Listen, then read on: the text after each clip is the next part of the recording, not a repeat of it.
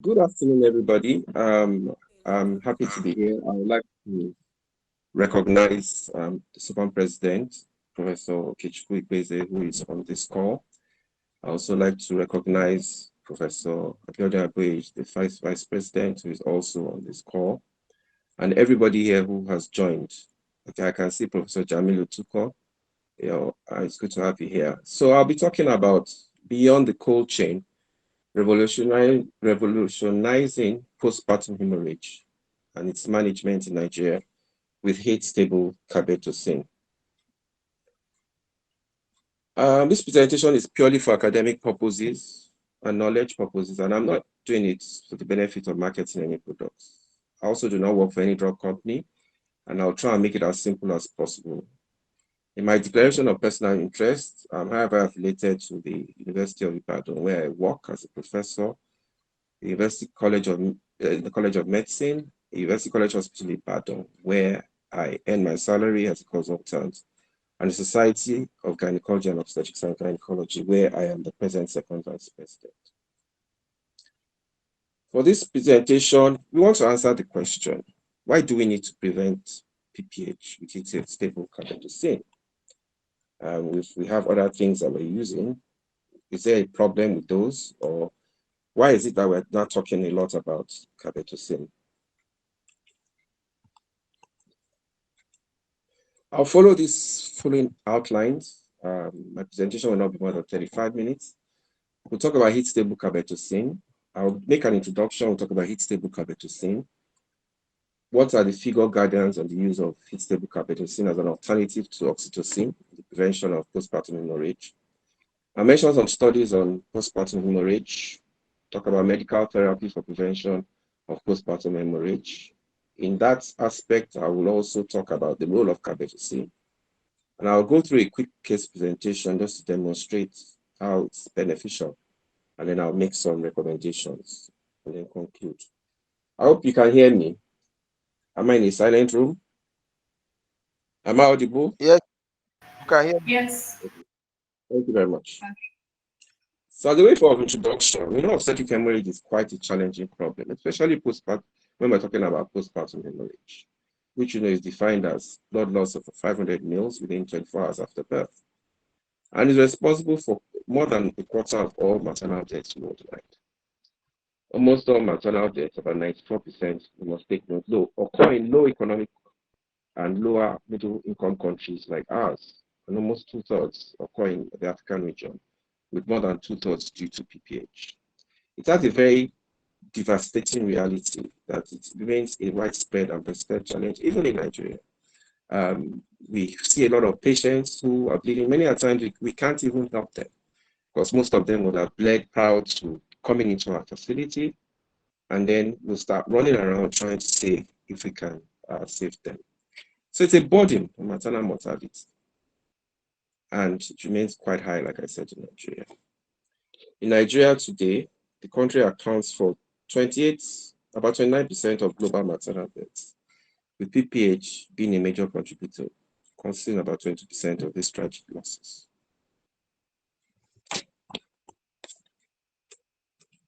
What's happening? We've seen all this, we've seen this before, saving mothers' lives, which was trying to see if we can reduce the amount of women. It's a World Health Program or World Health Organization way of trying to promotion to try and what was called a new global target, how to reduce the maternal deaths. We're having quite a lot of deaths, about 230 women die each day. And the global target was to reduce, the aim of the target was to reduce to less than 70 deaths for every 100,000 women by the year 2030, and therefore reduce the number of women that are dying. We're close to 2030 now, 5 years away, and I'm sure in 5 years' time, the World Health Organization, we want to assess whether indeed there has been an improvement or we have actually reached this target. If you look at out of these 830 women that die every day from childbirth, say about 1 every 2 minutes. And this was looking at reviews from when they started trying to keep tabs on these numbers. and they looked at between year 2003 and 2009, you can see that postpartum hemorrhage, or hemorrhage in itself, accounts for quite a number of women. Like I said, about more than a quarter of all women that die. So annually, about 15 million women will have PPH, and about 75,000 will die. I'm sure there's nobody here who has not heard or seen a woman die of PPH. When you look at generally, you try and it only accounts for around 2/3 of PPH cases, and which can also be caused by trauma to genital tract, whether cervical or other injuries, and then retained products of conception, or women who we have rare women who have some medical disorders. And most deaths from postpartum hemorrhage could be avoided through the active management of third stage labor, which in 2018, the World Health Organization recommended as part of the third stage management of to prevent postpartum hemorrhage.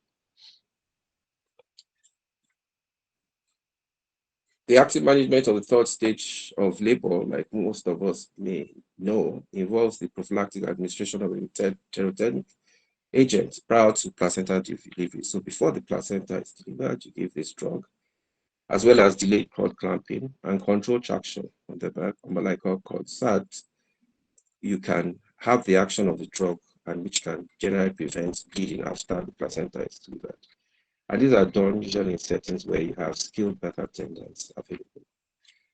This most critical part of the active management of the third stage of labor component usually is most times, as advised by WHO, is giving oxytocin. We give 10 international units, either intravenously or intramuscularly. And this has been the tonic of choice in settings where even where you have multiple agents, and according to the WHO recommendations. Oxytocin has been used as the first line for PPH prevention and treatment. It, however, has its drawbacks.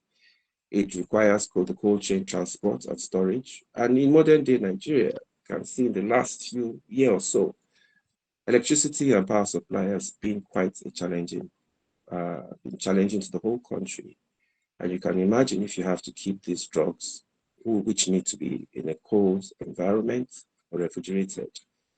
Many a times you find out that these drugs may not be potent by the time you want to use it. And that's one of the reasons to why our figures are quite high, because most of the time we're just giving something that we think it's active, but it's not. So it requires a cold chain transport and storage. And these requirements are not universally available in all settings where we make give birth, and specifically pose the challenges in our own environment. Currently, we know oxytocin and misoprostol, which are largely of some optimal quality, because if you want to look at many of these drugs, really, you find out that many of them are not real good quality. You go and buy some of these drugs, they'll tell you there's this version, there's that version, there's that version. And when you want to, most people who want to buy these drugs rather go for a cheap alternative. They'll tell you there's I don't want to give brands, but you know what I mean. There are different types. You find out you can have oxytocin that can cost you 10,000 naira. You can also get oxytocin that will cost you 100 naira.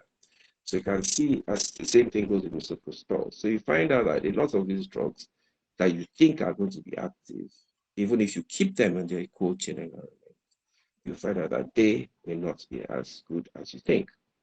So heat-stable carbetocin is a viable regenogenic for optimal prevention of PPH. In settings like Nigeria, where we have compromised supply, one, and you have a cold chain system which is poorly, because of poor quality oxytocin and suboptimal PPH management, even when you have to use it. It's ever crucial to understand that healthcare providers should accept and use heat-stable carbetocin for prevention. It's for prevention. And what factors encourage correct urinary agents in health facilities? It was very important. We need to train our healthcare professionals. And then we know there's evidence-based recommendations that strengthen the use of PPH services. However, we have quite a lot of clinical guidelines. Even my society, the Society of Gynecology and Obstetrics of Nigeria, we have clinical guidelines. But many times, this does not usually translate to good practice, even when you want to, because, like I said, the giving drugs may not be good enough. So let's go a little bit about heat-stable carbetocin. Heat-stable carbetocin is a long-acting synthetic oxytocin analog. So it's like oxytocin, but it's recommended. It's an analog of oxytocin, and is recommended only for PPH prevention. I will mention later about the contraindications, and you find out there are many things that it's not supposed to be doing that we are practicing and using and doing, which is wrong, and was recently added to the core list of reproductive health medicines of the WHO in 2019. It does not require cold chain transport and storage, which impaired when you use with oxytocin, which is an operational advantage in our low resource setting. Global, it's when it initially came out, it was quite an expensive thing. And but global efforts with manufacturers has allowed heat-stable carbetocin to be provided in public sectors in low economic countries at a comparable price to that of oxytocin. I'll talk about the price shortly. And several studies and systematic reviews have demonstrated the effectiveness of heat-stable carbetocin, including in low-income countries like ours. I'll mention a few of them. Notably, the randomized control trial in 2018, the Wooden et al. Study, popularly known as the Champion trial, demonstrated the non-inferiority of heat-stable carbetocin compared to oxytocin to prevent blood loss of at least 500 mils or the use of additional oxytocin in vaginal births. And the Champion trial, Nigeria was one of the countries that took part in it. It was largely a hospital-based study in many countries, including Nigeria, and it's and single in it's according to WHO, it's the World Bank is about the single low economy. It's about the best study looking at using these drugs in low economic country settings.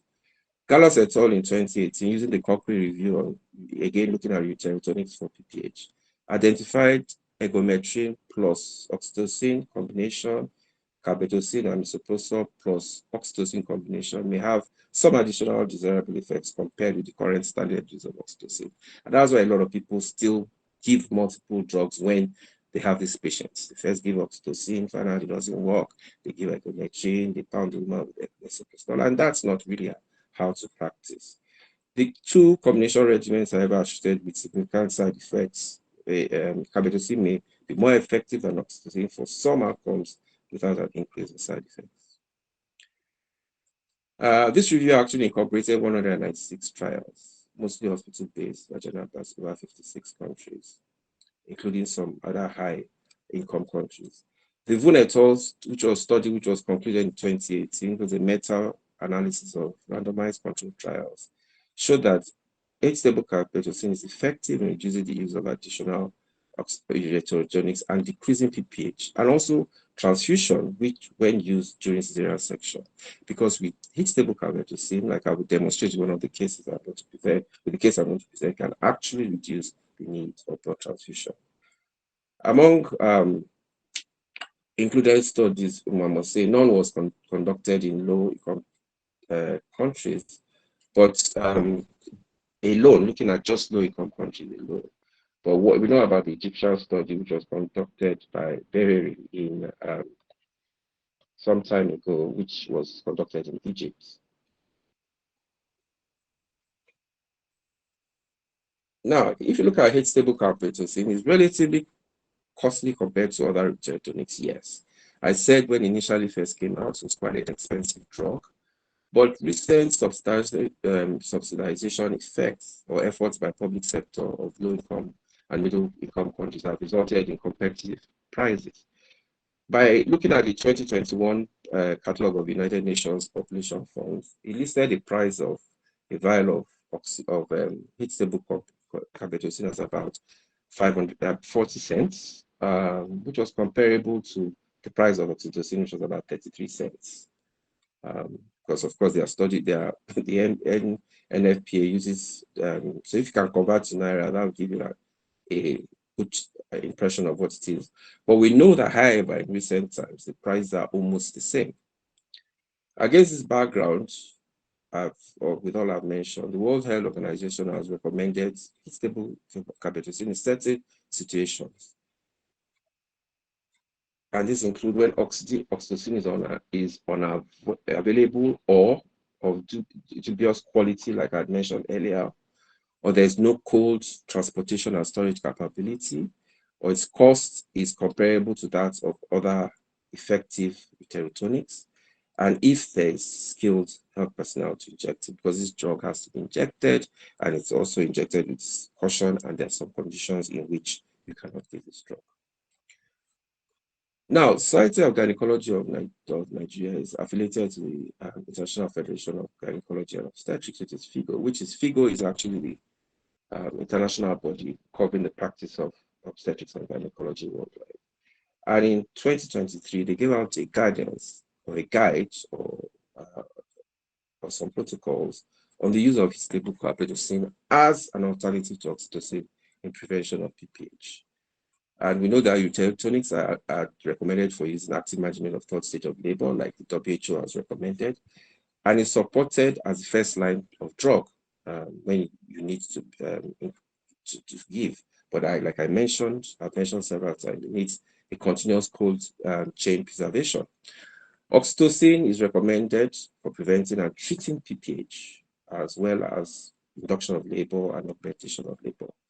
In contrast, or carbetocin is only indicated for prevention of postpartum hemorrhage. So you can't use it for induction, you should use it for augmentation of labor. Okay, we should take that in mind. And the inappropriate use of heat-stable carbetocin is similar to other existing alternatives, can endanger the lives of patients. So we need to educate, we need to inform, we need to monitor, we need to have pharmacovigilance, and these are very important when we're using this drug. It is a uterotonic recommended for PPH prevention, like I said. It should not be used for labor induction or augmentation. It shouldn't be used during labor at any time before the baby is born.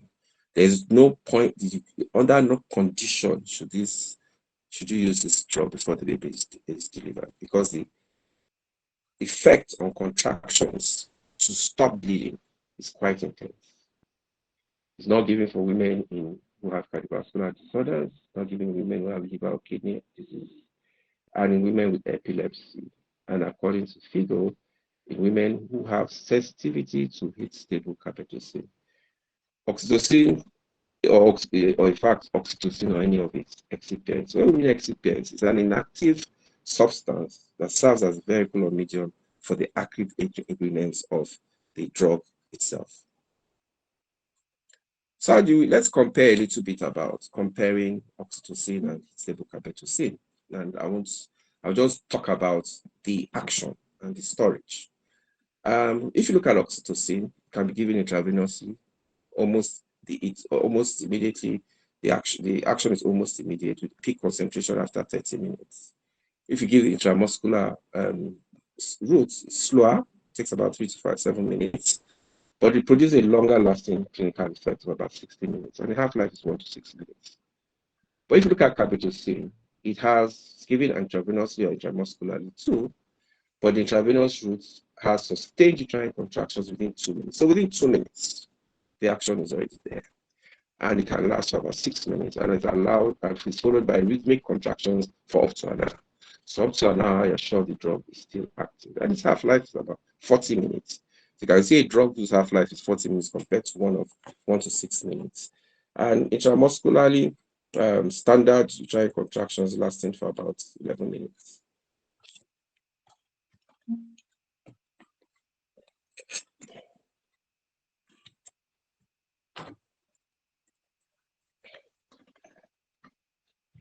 Then if you look at the story we talked about, and like I said, it's not used for certain conditions like induction of labor, augmentation of labor, prevention of postpartum hemorrhage, and treatment of PPH. Look at some studies on PPH. Okay, looking at some studies on PPH. If you look at this study on epidemiology of postpartum hemorrhage, it was a systemic review. It showed the incidence, looking at the incidence of PPH. It varies in both high and poor countries. And you can see from this, it's higher in Africa, Latin America. And there's more concerns in low and middle income countries. Of course, we have a high incidence of PPH. We also have a higher incidence of anemia in our own studies. The one trial, which is an important one, showed that there's a problem with late presentations in our patients, in the patient studies. There was maternal anemia, and then they talked about poor infrastructure in many of the settings. From our practices and research, we know that our patients, most of the patients we see, it's important to have a normal hemoglobin level in them. The incidence of PPH is greater with patients who have anemia. Anemia magnifies the effect of PPH, of obstetric hemorrhage. Antenatal anemia should be diagnosed and treated effectively. And it's good if we have parenteral therapy, which should be considered for women who do not respond to oral iron. Looking at blood transfusion, it's dangerous. Blood transfusion products are usually not readily available. The uptake from voluntary non-remitting blood donors remains quite low, so people are not donating. And there's still a high risk of contracting HIV, hepatitis. And when there was COVID, even though COVID is not so much anymore, you can still contact it. And there's a risk of cardiovascular death following PPH. So we don't want our patients to reach the stage where we need to give blood transfusion. Study which looked at postpartum hemorrhage requiring blood transfusion and risk of cardiovascular disease later in life. We saw that there is that looking at comparing short-term and long-term morbidity. Many times we have to do surgeries and hysterectomies. This will require blood transfusion. We need ICU admissions. And then you have complications such as Sheehan syndrome, renal disease, renal failure, and cardiovascular disease. So we don't want to put our patients having such complications even if they survive.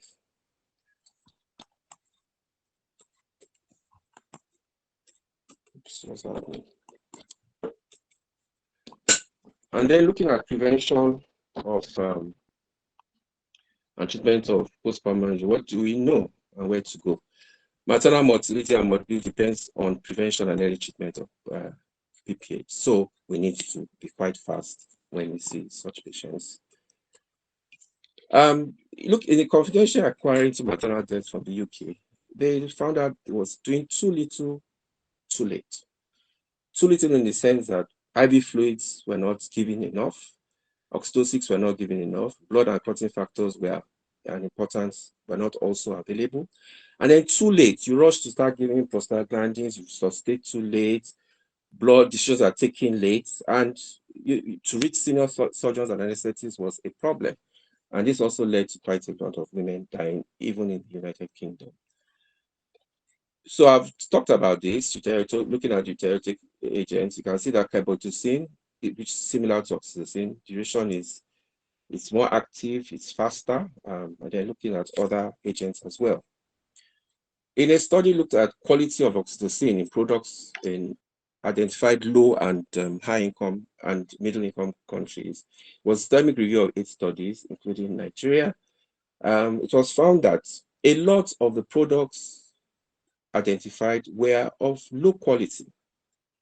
They had such quality issues in them. In fact, some of them failed the quality tests. Only about 64% of them in these 15 countries out of the 559 samples actually passed the quality test from this study by Tolan in 2016. For the medical therapy or prevention of postpartum hemorrhage, we know that I've talked about oxytocin. I've talked about carbetocin. We know that there are other drugs as well. Ergot, misoprostol is also there. Carboplast, well available, and of course, tranexamic acid can also be used. So what's the role of carbetocin? It has been studied by WHO as one of the drugs for use in management of PPH. Said that it's a long-acting oxytocin and it's heat stable. About 3-4 years ago, I used to have carbetocin everywhere. People that have worked with me, some of them are here. I have one on my desk in my office. I keep one on top of my fridge, even though it doesn't have to be in my fridge. I keep one there's always one of my colleagues carrying one. I mean, some of them are here, they can bear me witness.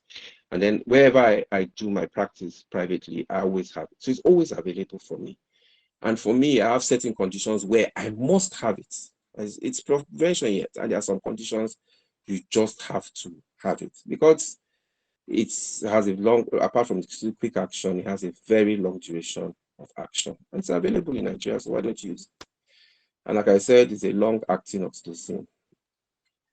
So if you now look at oxytocin and ergot alkaloids, those ones should be kept in the refrigerators to avoid degradation. They are heat stable. Oxytocin is heat stable. So you need it's stable formation. Yeah. So yeah.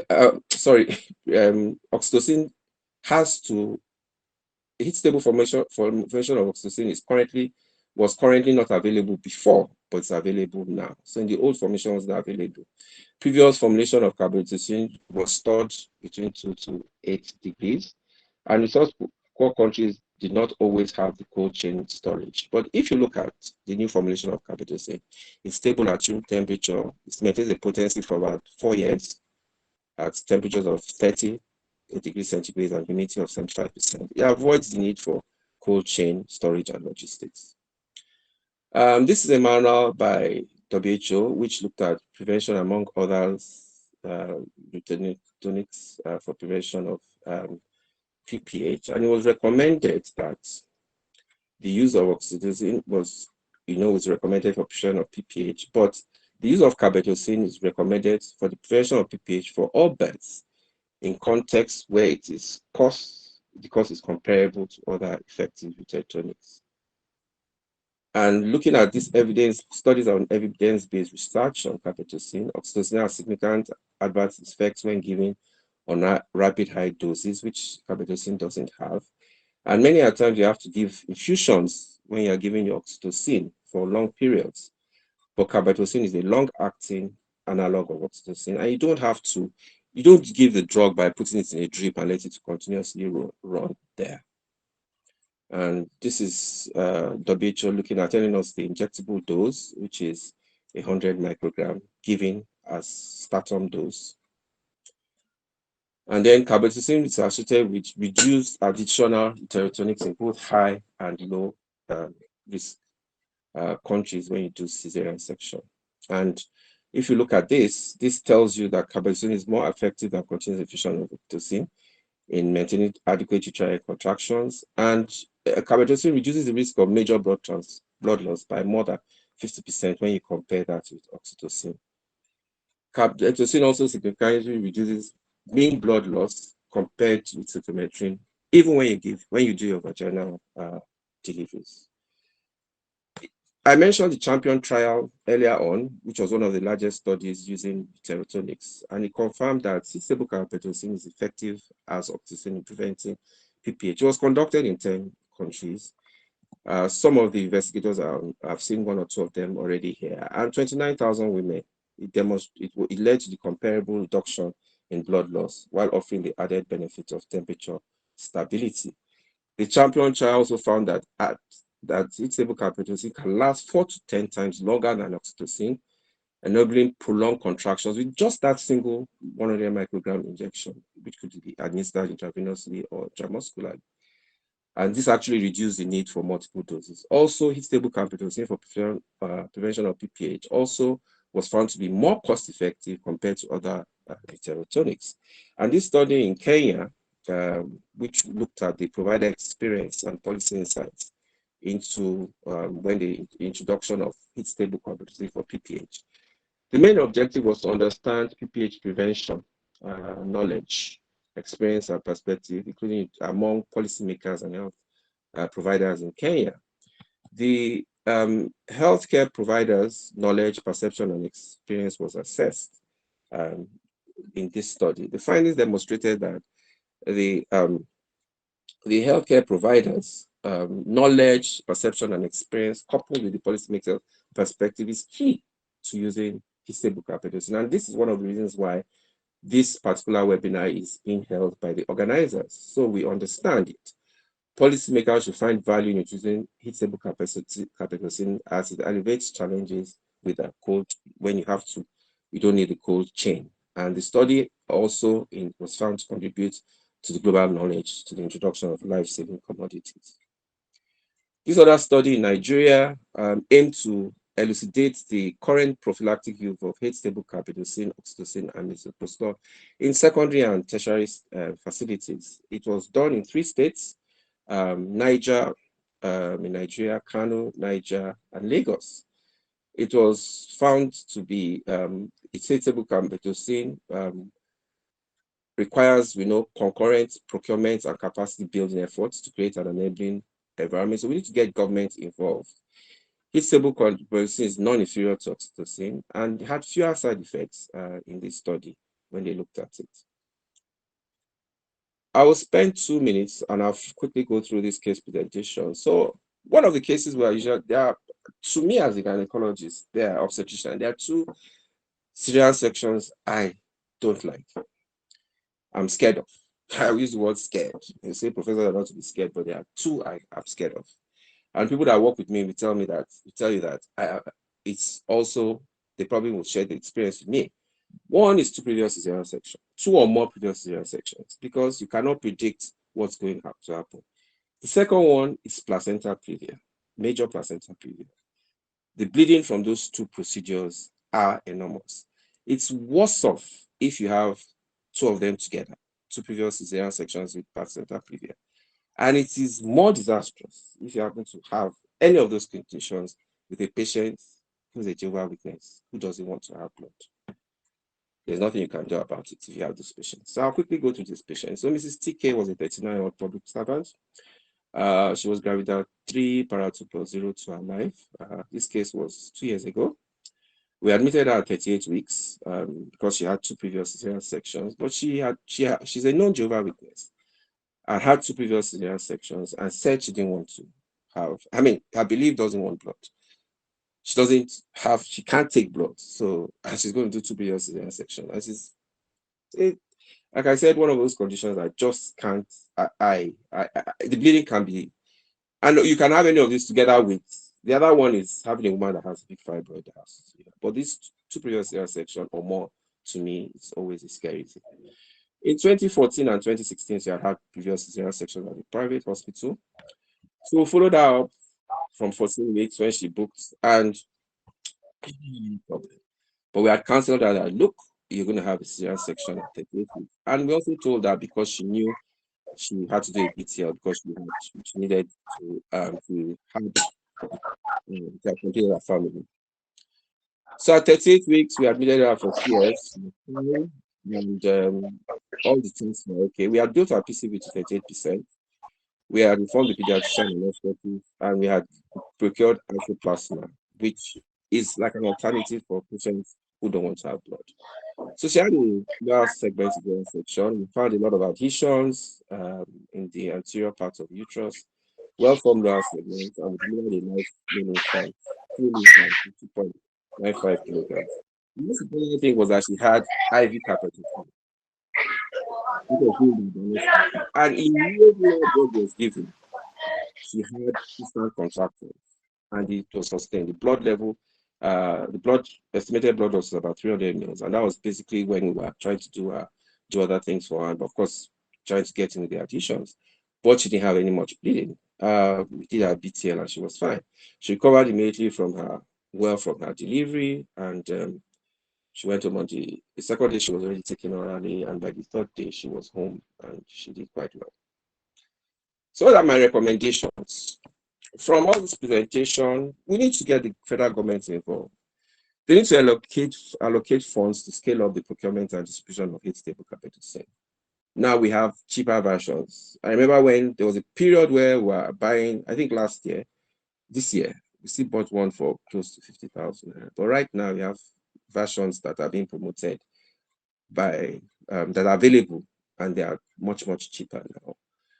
The federal government should allocate funds to scale up the procurement and distribution of heat-stable carbetocin. To ensure considered availability, procurement guidelines should also be developed to the national and state levels, with a focus on preventing stockouts and promoting equitable distribution, especially in local governments where the burden of maternal mortality is highest. They are doing free cesarean sections now. in Nigeria. People ask you, they're doing physical section. Do they offer physical section in where you work? The truth about it is that physical section in Nigeria is not available everywhere. If you read about the document quite well, it's only available in the local governments that were said to have were contributing the highest number of women that were dying from maternal mortality. So if where you're practicing, you can't offer physical section, it's a plus for you. Yes, the patients don't get it free, but it also tells you that you're doing the right thing, or your maternal mortality is low. So it's only available in places where the maternal mortality is highest. And that means you should keep doing what you're doing because your figures are quite low. Otherwise, where you have free other things, not just the institute, but other things are free and the government is doing, you may have to pick it up from there. So you need to guarantee sustainable supply of the drug, and the government needs to play its role. The introduction of stable Carbetocin requires concentrated procurement and capacity building efforts to create an enabling environment. So we know it's stable is non-inferior to oxytocin in preventing PPH. It has few side effects compared to misoprostol and oxytocin, and it's more cost-effective when you compare with oxytocin, misoprostol. We need to provide support for healthcare workers training in where you've been sitting high stable Carbetocin into the drug reforming form, leading to sustained procurement over time. We need to organize workshops and training of upskilled health workers. So societies such as SOGON, Society of Gynecology, and National Association of Nigerian Midwives should facilitate workshops and training. My president is here, my vice president is here. For the past, I think, 6 years or so, we have done projects that involve training of all grades of healthcare personnel. And one of our focus has been to train people on how to prevent postpartum hemorrhage. We have a current project on now by the which is rounding up now, a 3-year project, the latest project. In fact, we have 2 projects now which look at training healthcare professionals on prevention of PPH. We have the Amplify projects that are ongoing now. So we continuously train. You have to keep on training and give skills to health workers on best practices, because the only way we can succeed is by driving down these figures. These training courses should be incorporated into pre-service and in-service curriculum of healthcare workers. They're going to conduct implementation research to assess worker acceptability of stable Carbetocin, while also building the capacity of health workers in active management of third stage of labor. It's not just there to say, let's give this drug, but they must also practice how to manage the active management of third stage of labor, which also provides literacy materials to women. And now we have faster ways we can reach our patients. I can reach most of us can reach each other now by WhatsApp and other things. And it's important that other ways we need to educate our women and generate demand for health services within our local health facilities. In conclusion, preventing PPH is critical to improving maternal health outcomes of stable Carbetocin. Offers a promising solution due to its efficacy and stability. By adopting best practices in utilization and aligning it with the federal government strategy, stakeholders can work together to simplify, reduce the burden of PPH, and save the lives of countless women and others in Nigeria. And I think this is what SOGON and this group who has brought us together are trying to do. We need to bring all of us together on board. And you can see, like Yewande said at the beginning, there are many other people that are at this meeting, and they're also trying to reach other stakeholders so that we can all move together. I get so embarrassed sometimes when I was Secretary General of SOGON, where you go for anywhere in the country, the first thing they will ask is, why is your maternal mortality rate so poor? Hey, this and that, and you start trying to defend Nigeria. Yeah, the second lowest in the world and all that. Together with pre-eclampsia, which is another aspect of projects that SOGON is training people on how to reduce maternal mortality by giving magnesium sulfate, etc. Together with trying to, I'm not saying use stable Carbetocin for everybody. No, it's cheap. It's stable. We can use it to prevent postpartum hemorrhage, and we'll be good with that.